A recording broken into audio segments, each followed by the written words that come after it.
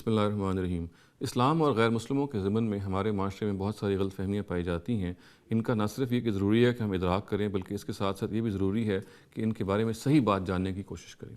ایک جو بہت کامن غلط فہمی ہے جو غیر مسلموں کے حوالے سے ہم مسلمانوں کے ذہنوں میں پائی جاتی ہے، وہ یہ ہے کہ ہم غیر مسلموں کے لیے دعائے مغفرت نہیں کر سکتے، یعنی ان کے لیے ہم اللہ تعالیٰ کے آگے گڑ گڑا نہیں سکتے کہ اللہ تعالیٰ ان کو معاف کر۔ اس ضمن میں قرآن مجید کی عام طور سے ایک آیت ہے جو پیش کی جاتی ہے۔ میں پہلے آپ کے سامنے اس آیت کا ترجمہ اور اس کا متن پڑھ دیتا ہوں تاکہ اس کے بعد ہم اس پہ بحث کر کے یہ دیکھ سکیں کہ اس آیت کا اصل مدعا کیا ہے۔ آیت سورہ توبہ میں ہے اور اس کے الفاظ کچھ یوں ہیں کہ ما کان للنبی والذین آمنوا ان یستغفروا للمشرکین ولو کانوا اولی قربی من بعد ما تبین لهم انہم اصحاب الجحیم۔ نبی اور مومنین کے لیے روا نہیں ہے کہ وہ مشرکوں کے لیے مغفرت مانگیں، اگرچہ کہ وہ قرابت دار ہی کیوں نہ ہوں، جبکہ یہ ظاہر ہو چکا کہ یہ جہنم میں جانے والے لوگ ہیں۔ تو اس آیت کی بنیاد پہ کہا جاتا ہے کہ ہمیں غیر مسلموں کے بارے میں دعائے مغفرت نہیں کرنی چاہیے کیونکہ یہ جہنمی لوگ ہیں۔ دیکھیے، سب سے پہلے تو اس آیت ہی سے یہ بالکل بات واضح ہو رہی ہے کہ یہ کہا گیا ہے کہ من بعد ما تبین لهم انہم اصحاب الجحیم، یعنی یہ بات ان لوگوں پر جنہوں نے وہ یعنی بد دعا کہنی ہے یا مغفرت نہیں مانگنی ان پر یہ واضح ہو گیا ہے کہ وہ یہ جو مشرکین ان کے سامنے ہیں، جو کفار ہیں، یہ اصحاب الجحیم بن چکے ہیں، یعنی یہ جہنم کے کمپینینز بن چکے ہیں، ان کو اب جہنم میں جانا ٹھہر گیا ہے، جس کا ظاہر ہے کہ ہمیں معلوم ہوتا ہے پورے قرآن مجید سے پڑھ کے کہ اللہ تعالیٰ ہی نے یہ بتایا تھا کہ کون وہ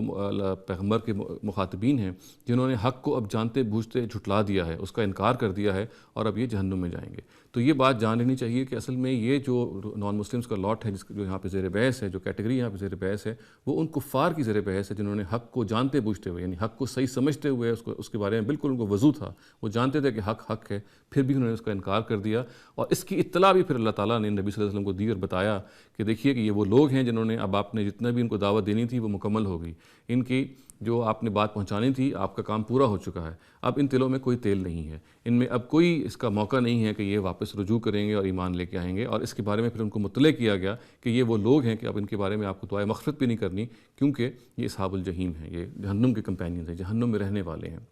آج ہمارے پاس اس طرح کا کوئی ڈیٹا نہیں ہے، یعنی اللہ تعالیٰ ہی ہمیں بتا سکتے ہیں کہ ہمارے مخاطبین میں سے وہ کون ہیں جنہوں نے حق کو جانتے بوجھتے ہوئے ڈیلیبریٹلی ڈینائی کر دیا ہے اور پھر جہنم کے مستحق بن چکے ہیں۔ چنانچہ ہم یہ نہیں کہہ سکتے، علی الاطلاق نہیں کہہ سکتے کہ ہمیں دعائے مغفرت نہیں کرنی چاہیے غیر مسلموں کے بارے میں، بلکہ اگر کچھ کہا جا سکتا ہے صحیح تر مفہوم میں تو یہ کہا جا سکتا ہے کہ ہمیں دعا کرنی چاہیے، اور دعا کرتے ہوئے یعنی جو مغفرت کی دعا ہے اس کے الفاظ یہ ہونے چاہیے کہ اے اللہ اگر یہ غیر مسلم یا یہ جو شخص ہمارے تعلق کا ہے یہ رخصت ہوا ہے، اگر اس نے حق کو جانتے بوجھتے ہوئے نہیں جھٹلایا، اگر یہ سرکش نہیں ہوا تیرے آگے، تو پروردگار اس کا کوئی عذر ہے تو اس کو قبول فرما اور اس کو معاف فرما۔ تو ہماری اصل میں پھر دعا یہ ہونی چاہیے، کیونکہ ہم اپنے سامنے کے غیر مسلموں کے بارے میں یہ ڈٹرمن نہیں کر سکتے کہ وہ کون ہیں جنہوں نے حق کو جانتے بوجھتے ہوئے جھٹلایا۔ ہمیں باہر اللہ تعالیٰ سے ان کے لیے دعا مانگنی ہے، اور دعا بھی ان الفاظ میں مانگنی ہے کہ اے خداوند اگر یہ کسی رعایت کے مستحق ہیں تو ان کو وہ رعایت فراہم کر، کیونکہ ہمیں نہیں معلوم کہ ہمارے سامنے جو صاحب پڑے ہیں یا جو سامنے جن کے لیے ہم دعا مانگ رہے ہیں مغفرت کی، انہوں نے حق کو جانتے ہوئے جھٹلایا ہے